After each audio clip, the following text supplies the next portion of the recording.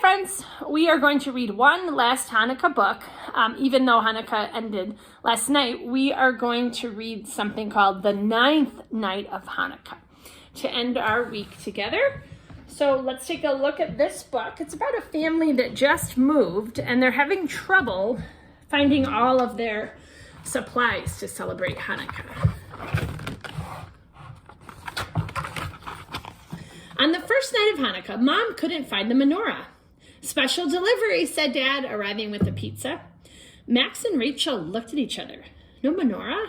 No latkes? Oh, it's just for tonight, said Mom. I'm sure we'll find our Hanukkah things tomorrow. Exhausted from unpacking, the family sat down to dinner in their new apartment. It was nice, but it didn't quite feel like Hanukkah. On the second night, the missing menorah still hadn't turned up. Should we go to the store? Asked Max. No, we'll find it soon, said Rachel. Besides, I have an idea for tonight. Rachel made a beautiful menorah, and Max helped her decorate it. But when it came time to light the candles, Mom realized she had packed them with the menorah. Now, should we go to the store? Asked Max. Mom checked her watch and shook her head. Everything's probably closed by now. Max and Rachel convinced Mom to let them ask one neighbor.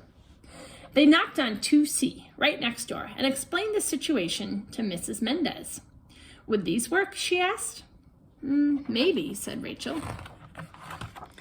Dad lit the shamas. Max and Rachel each used it to light a candle. Then Max and Rachel both got presents. It was nice, but it didn't quite feel like Hanukkah. On the third night, Dad offered to make them latkes. He just needed to find his lucky latke pan. As Dad searched through box after box, Max followed his nose downstairs to 1B, where he met Joe, the super. Welcome to the building, said Joe. Do you need anything? Let me know. Anything? Asked Max, eyeing the steaming platter, and Joe happily shared. It was nice, but it didn't quite feel like Hanukkah. On the fourth night, Max said, let's play dreidel. One problem, no dreidel. I'm beginning to think one of our boxes got lost, said Dad. So Mom called the moving company, and Max and Rachel set out to find a dreidel. The Watson twins who lived upstairs in 3B didn't have one, but they did have a toy that could spin and spin. It was nice, but it still didn't quite feel like Hanukkah. On the fifth night, Max and Rachel figured out a way to play dreidel, which meant they needed gelt. No chocolate coins, but I do have these, said Mr. Patel in 4A. It was nice, but it didn't feel quite like Hanukkah. On the sixth night, Rachel wanted to have a Hanukkah sing-along, but Mom's guitar hadn't arrived yet. Oh, Gigi has one, shouted the Watson twins, running up to 5C. It turned out they were almost right. Mom taught Gigi the chords to Rock of Ages, and everyone sang. It was nice, but it didn't feel quite like Hanukkah. On the seventh night, Max and Rachel discovered they were missing something else. How do you wrap a present without wrapping paper? On their way outside, they saw Dr. Lee reading in the lobby. When they asked him where to buy wrapping paper, he just handed them the comics. Try using these, suggested Dr. Lee. So they did. It was nice, but it still didn't feel quite like Hanukkah.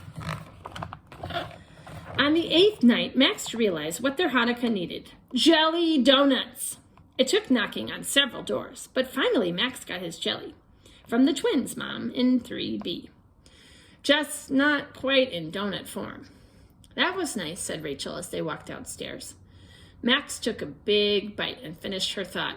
Doesn't feel like Hanukkah. The next morning, there was a knock at the door. Special delivery. Only this time, it wasn't Dad or pizza, and it wasn't the long-lost box.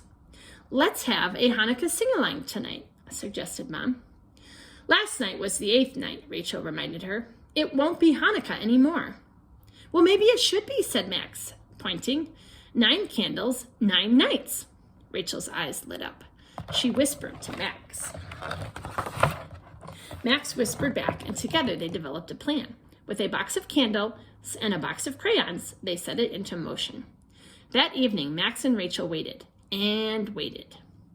"Maybe this isn't going to work," said Max. "Oh, it'll work," said Rachel, sounding more confident than she even felt. Just then, there was a knock at the door, and another, and another. Max and Rachel thanked everyone for coming. Then they explained the reason for their Shamash night celebration. "For 8 nights of Hanukkah, the Shamash helps light all the other candles," said Max. "Like all of you helped us," added Rachel.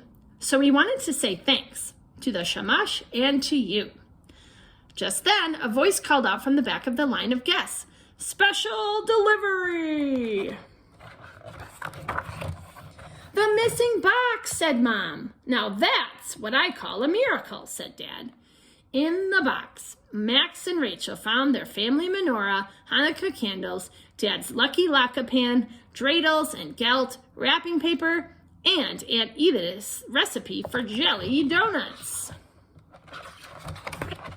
So on the 9th night in their new home, Max and Rachel and their friends talked and laughed, ate and played games, sang and danced by the light of many candles. It was nice, really, really nice.